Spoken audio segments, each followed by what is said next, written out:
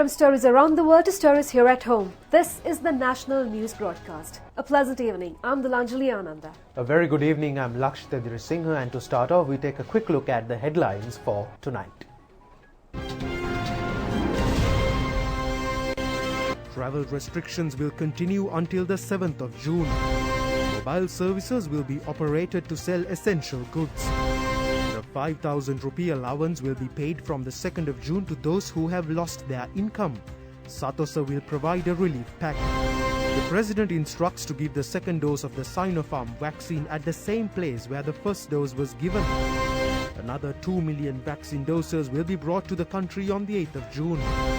South Asia records 18% of global corona patients and 10% of deaths. For those and other stories in detail. 50,000 doses of Russian Sputnik V vaccine were brought to the country last night from the Katanak International Airport. The vaccines were brought down in a cargo flight from Dubai. 15,000 Sputnik V vaccines were brought to the country for the first time on the 4th of this month. The second stock of the Sputnik V vaccine was brought yesterday.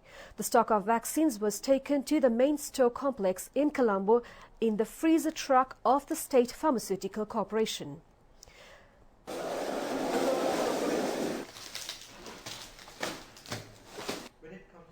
Immunization, yesterday, 27th of May, 421 persons have been given with Covishield second dose, and the Sinopharm first dose has been given to 41,939 persons.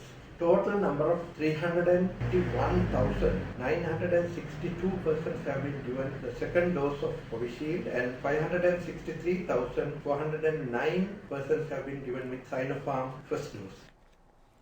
Health Minister Pavitra Vaniaraja says that vaccination is scheduled to take place in Ratnapura and Jaffna districts. Vaccination in the Ratnapura district is scheduled to commence on the 30th. Vaccination in 3 districts outside the Western Province commenced on the 26th and 27th. Accordingly, vaccination is taking place in the selected areas of Goa, Madura and Kurunegala districts. Vaccination in the Goa district commenced yesterday. It was successfully implemented today as well. The first dose of the Sinopharm vaccine was given today to 2,200 persons at Valipita Modar Grama Niladari division of Kadavata Satara Divisional Secretariat. Vaccination in the Kurunegala district took place for the third day today. More than 15,000 have been given the first dose of the Sinopharm vaccine at Vayamba Royal College, Vayamba Primary School and Kurunegala Kotalavala Vidyalaya. All public servants at Kurunegala Municipal Council area are scheduled to be given the vaccine next week. Vaccination in the Mathura district took place for the second day today. The first dose of the Sinopharm vaccine was given to 1,618 at Main Street and Valalavala East Grama-Niladari divisions under Valigama Municipal Council. The public is requested to inform health authorities before receiving the vaccine if they have had an allergic condition during the previous vaccination. 1,848,032 vaccine doses were given by last evening under COVID-19 vaccination program. Accordingly, 925,242 is given the first dose of the Covishield vaccine, and the second dose is given to 341,562. The first dose of the Sinopharm vaccine is given to 563,409 and the second dose is given to 2,435. The Sputnik V vaccine is given to 14,984 persons. President Gotabaya Rajapaksa has decided not to relax travel restrictions until the 7th of June. The President has taken the decision when the COVID Prevention Committee meeting at the Presidential Secretariat this morning. It was decided earlier to keep 3 days open to prevent the public being inconvenienced due to travel restrictions. However, it was announced at the discussion today that the behavior of the public when travel restrictions were relaxed on the 25th at 4 a.m. can lead to the spread of the pandemic. The President has pointed out that such activities can make the efforts of the government to prevent the spread of the pandemic unsuccessful. Accordingly, the President has decided to suspend the decision taken to relax travel restrictions on the 31st of this month and the 4th of next month, and has instructed relevant authorities to take steps to distribute goods needed by the people through mobile vehicles. Permission will be given only to leave homes for essential services during travel restrictions. It is compulsory to keep the letter calling for work from the workplace and its identity card when travelling on roads. The President has emphasized that the people should support with responsibility the efforts taken by the government to prevent the spread of the pandemic. President Gotabaya Rajapaksa said that it should be checked whether it is being misused. He pointed out that some are travelling with false labels. When selecting for vaccinations, the areas where COVID has spread more should be selected. The vaccination is done by taking into account the data gathered by the health authorities under the government. The President requested not to disrupt the vaccination program. Giving the Sinopharm vaccine to people commenced on the 8th of this month. The President instructed health authorities to take steps to give the second dose of the vaccine at the same place when it's 1 month from the first dose given from the 8th of June. The President has instructed to streamline and continue with vaccination in other districts identified by the health authorities. Ministers Pavitra Wanyarachi, Gamini Lakuge, Bandula Gunawardana, Kehelia Ramukwella, Mahindananda Alutkamage, Johnston Fernando, Prasanna Ranatunga, Rohita Abe Gunawardana, Namal Rajapaksa, State Minister Sudarshani Fernandapulle, Channa Jayasumana, MP Madhura Vitanage, President's Chief Advisor Lalit Veeratunga, Ministry Secretaries, commanders of the three armed forces, health authorities, and a group of people attended the discussion.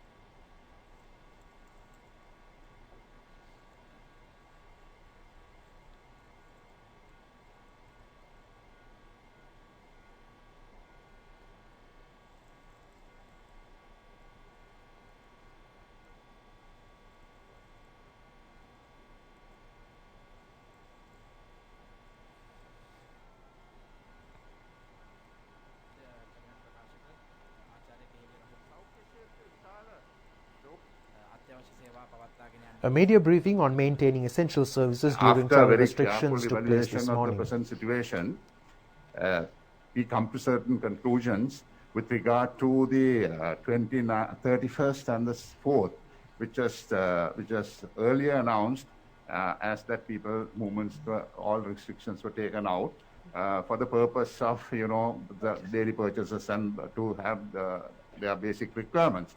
But with careful evaluation that we found that we have had a bad experience on the 25th when we open up.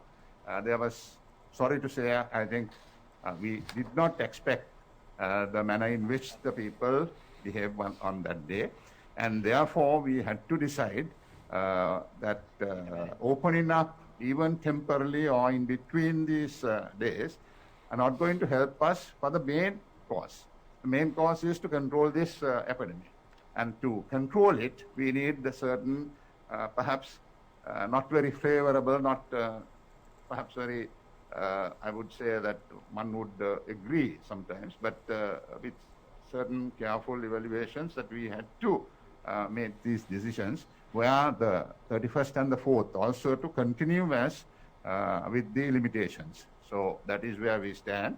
And with regard to the difficulties and certain other impediments that occurs as a result of this extension, we have had some experience in the first wave of this epidemic. And then the first wave that we were able to, I think, provide with the needy people, certain assistance and a welfare network was operative at that time. We are bringing back the same network back again.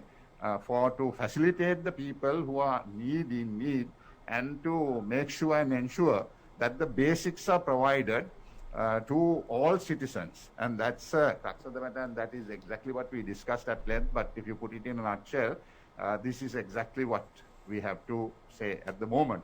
As far as the vaccination is concerned, we have concentrated in the most sort of hotspots that we called in the western province. Now that we are moving into northwestern and to the southern provinces and also to the central province by end of this week.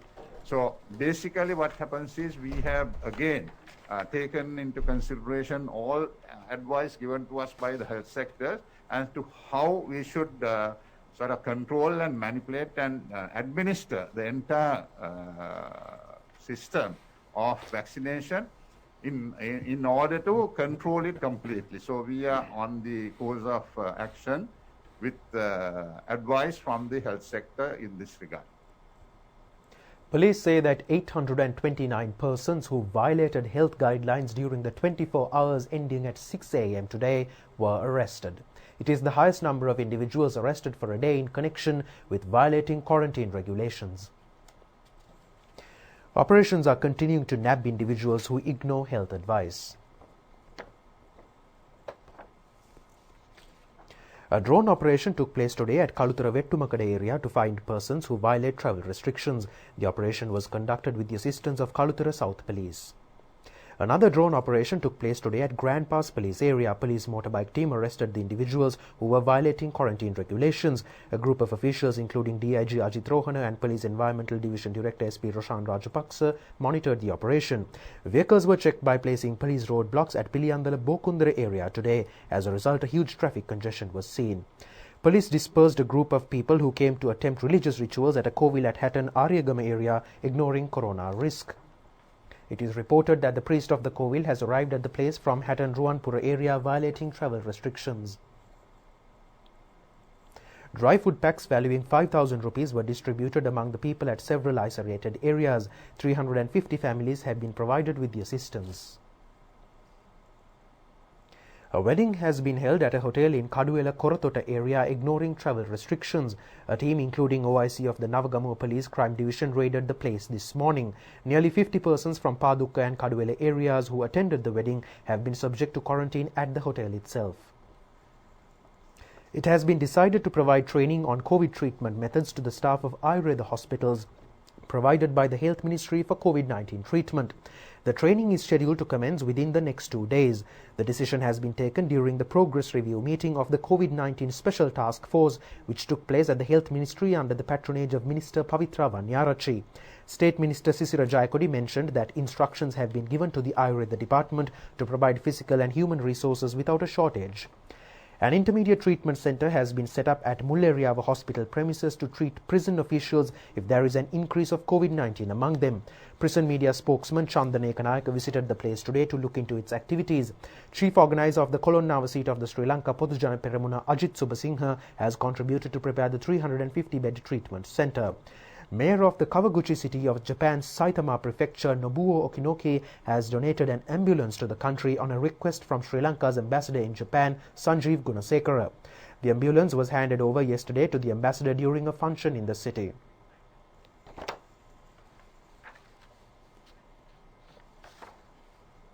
The Rotary Club of Saitama Prefecture and Cynet Corporation in Kawaguchi city will bear the expenditure to bring it down to Sri Lanka. 2,243 COVID-19 patients were detected today. 2,573 fully recovered patients have left the hospitals today. Accordingly, the total recoveries in the country has increased up to a total of 146,342. 29,417 COVID-19 patients are still receiving treatments in hospitals. The Director General of Health Services confirmed that there had been 27 COVID-19 related deaths from the 22nd of May to yesterday. Accordingly, the total number of COVID deaths have increased up to 1,325. Minister Bandula Gunawardena says that a relief pack of 1,000 rupees with 10 essential goods can be purchased from Satasa from Monday.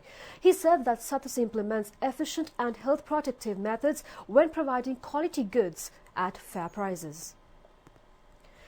The 1,000 rupee relief pack includes nadu rice, red rice, wheat flour, red dal, noodles and white sugar 1 kilogram each, 200 grams of Thai sprouts, 100 grams of tea, 1 packet of salt and a face mask.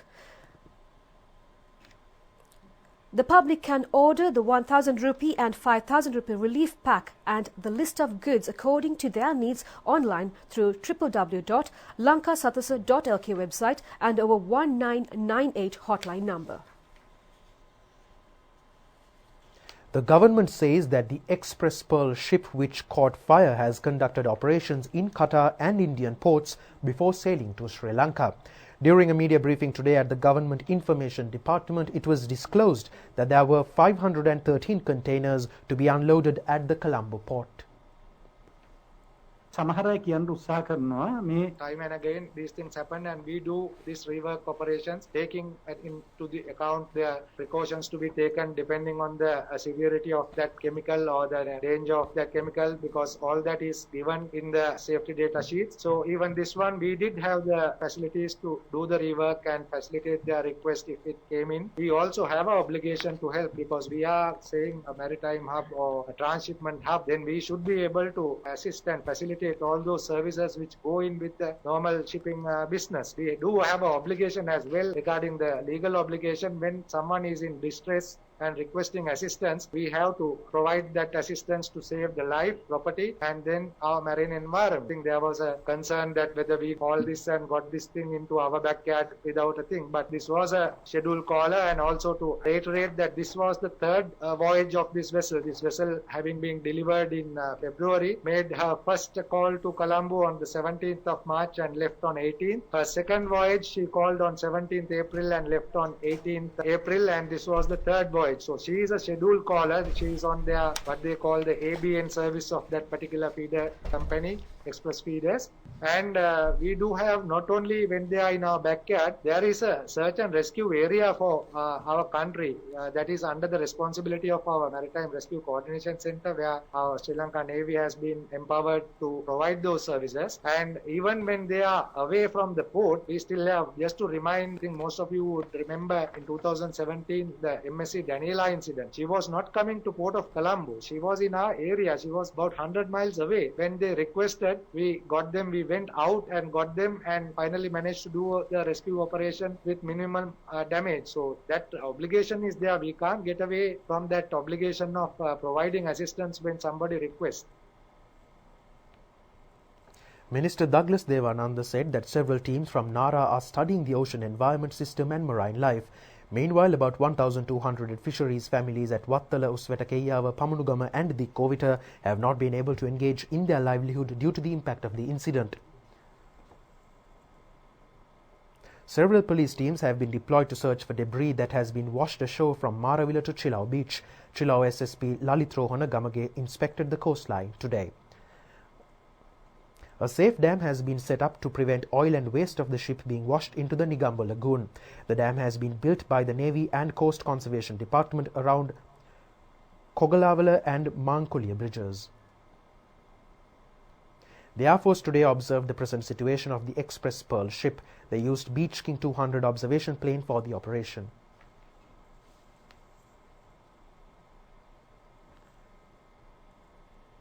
Prime Minister Mahinda Rajapaksa says that the efforts to build the country will continue while facing the pandemic. The Prime Minister has recalled that the wake that a major development implemented in the country while facing a ruthless terrorist outfit in the world. The Prime Minister mentioned this while attending the function to lay the foundation stone for the new main office of the People's Bank over video technology from the temple trees. The Prime Minister unveiled the commemorative plaque using modern technology. The new office will be established closer to Ibbanwala Junction in Colombo according to a green concept. It will constitute 3 underground floors and another 23 floors. Prime Minister Mahinda Rajapaksa said that such tasks are being launched for the future of the country. He said that airports and expressways were built while facing terrorists. Therefore, the government has experience in continuing work amid challenges. The People's Bank Act was presented by the government of Prime Minister Sirimao Bandaranaike in July 1960 along with Minister T.B. Ilangaratna. The People's Bank has its financial facilities during the last 60 years for the economic development of the country. He said that People's Bank helped the people during floods, droughts and other natural disasters. The Prime Minister said that the People's Bank has made a huge contribution when the Sri Lankan society faced unexpected challenges. He further said that people still remember the People's Bank as the bank which knows the pulse of the people.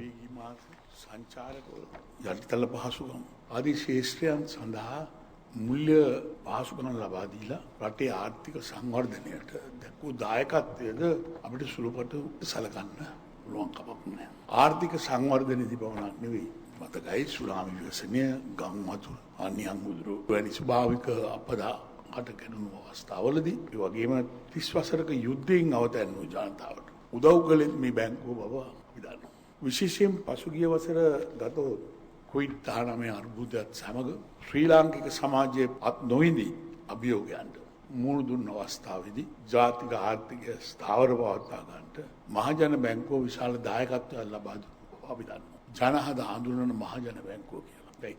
මතක තියාගන්න ජනතාවගේ වචනයට තවමත්. State Ministers Ajit Niwad Kabral, Shehan Semasinghe, Prime Minister's Secretary Gamini Senarath, Central Bank Governor Professor W.D. Lakshman, Chairman of the People's Bank Sujeeva Rajapaksa and its Board of Directors were present on the occasion.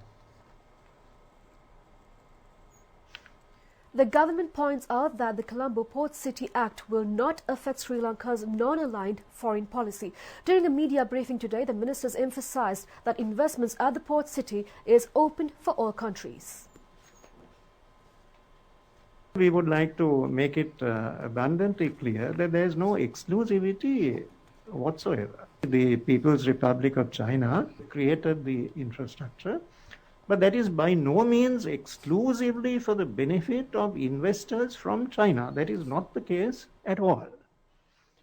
The doors are open. Government has stated very emphatically and repeatedly that here is an opportunity that is open to all investors, no matter what country they come from, to make use of the chances that are now available for profitable, for productive investment in the port city. Is there any erosion of democratic values and systems? Is there any kind of affront to the basic value system contained in the public law of this country, in particular the Constitution of the Republic? Now, I would like to demonstrate as clearly as I can that that as well is an entirely unwarranted fear. Here is a mechanism established by the Port City Commission law, which operates entirely within the framework of the institutions that are and structures that are part and parcel of the Constitution of our country.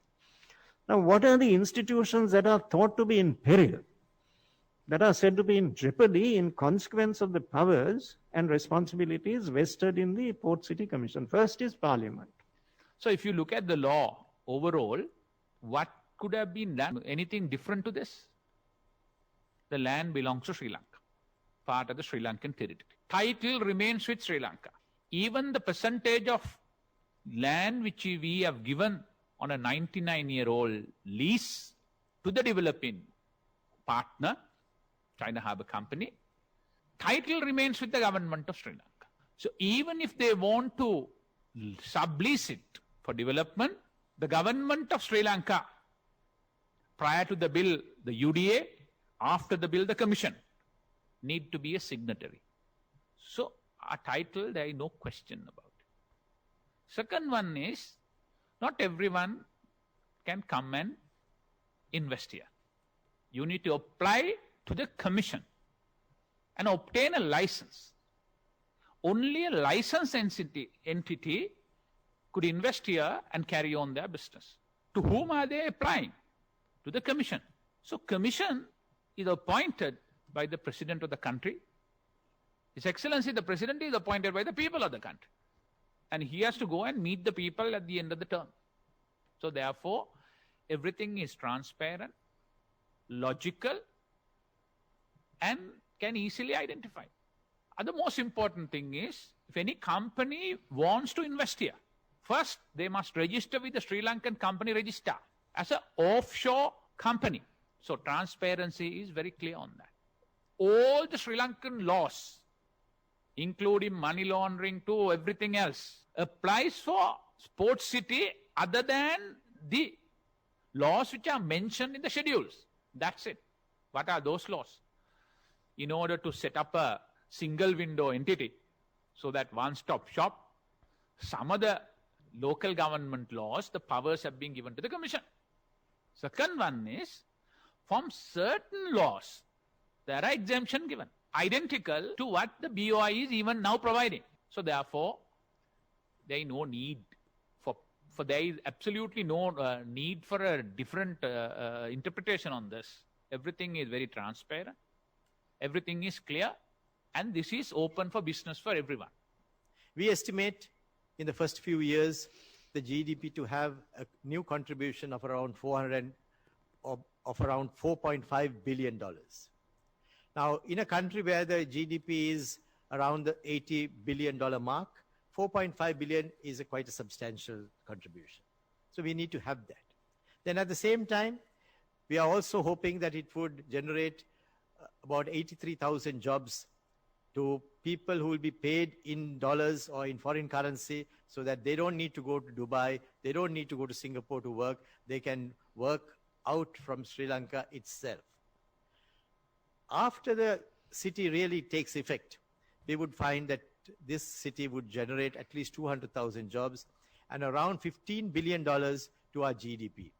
Now, these are very significant numbers that would help Sri Lanka to project itself and ensure that our overall per capita incomes rise, that we become a country which is a lot more stable in our economy as well.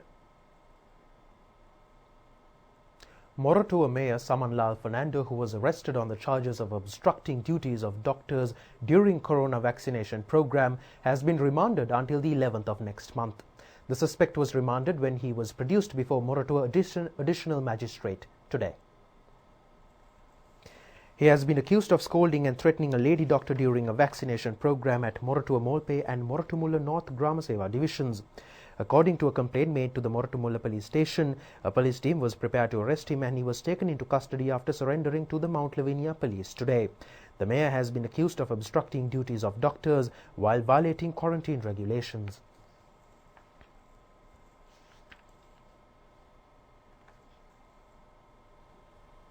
The US President Joe Biden celebrated the Vesak festival for the first time at the White House. In his Vesak Day message, President Biden appreciated the task of Buddhism for the welfare of human beings. The White House State Vesak Festival has been organized under the guidance of President Joe Biden. Second Officer of the White House, Douglas Elmore, attended the ceremony representing Vice President Kamala Harris. Buddhist monks representing Theravada, Mahayana and Vajrasana sectors attended the ceremony. Chief Adhikarana Sanganayaka of North America and Chief Prelate of Maryland Buddhist Temple Venerable Katugastata Uparatana Thera was present at the ceremony. Mr. Elmore read out the Vesak Day message of President Joe Biden. The U.S. State Secretary Tony Blinken has also sent a greeting in connection with the Vesak Poya Day.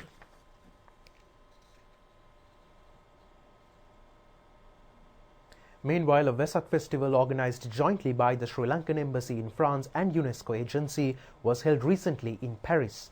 Representatives of several countries attended the festival. Sri Lankan Ambassador in France and UNESCO Permanent Representative Professor Shanika Himburegama explained the importance of the Vesak festival. Director General of UNESCO Andrea Solle said that her organization is committed to protect religious and cultural diversity. And a philosopher. Gautama Buddha's teachings are universal. The message of solidarity and benevolence towards others as well as towards the environment is particularly significant. And that's all the stories for tonight. We'll see you tomorrow at the very same time. Good night and stay safe. Good night.